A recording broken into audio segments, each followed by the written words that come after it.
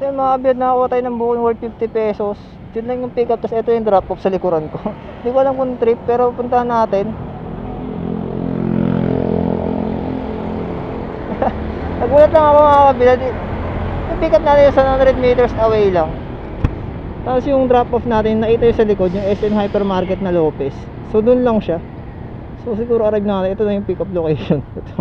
Wala nang cut-cut to. Tingnan nyo lang. Dati kung gaano tayo katagal maghihintay.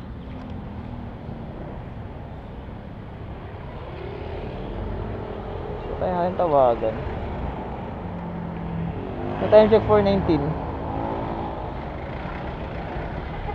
So ilang minuto. Yung 50 pesos na to.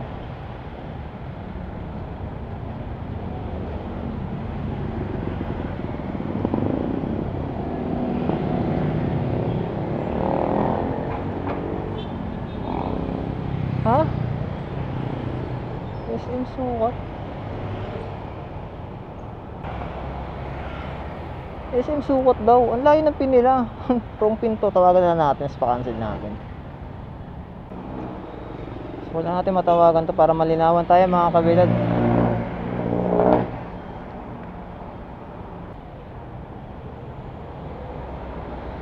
So mga kabilad, wrong pin. Wrong pin yung ginawa nila madam. SM Sukat yung pick up location. So di man lang siya nagtaka. 50 pesos lang yung pamasahe niya. SM Sukat yung pick up, tapos yung drop off SM Hypermarket. Kasi alam mo ba't di ko matawagan. So kinancel na. Na-cancel na. So yun yung pagtataka ko mga kabiyad. 100 meters away na yung pick up location niya. Tapos malapit lang din yung drop off. So 50 pesos lang. So siguro ako rin yung customer, magtataka rin naman ako. Alam mo naman na malayo yung pagdadalhan sa'yo. Tapos yung pamasahe mo 50 pesos lang. So yun pa lang. Sa part na yun sana vigilant na yung Okay, parang galit pa. Okay daw, cancel na lang. So yun nga, ulitin ko, dapat vigilant din kayo sa mga pag-book nyo. So fair pala, magtataka na kayo bakit ganun kababa yung fare nyo, which is napakalayo ng drop off sa pick up, diba?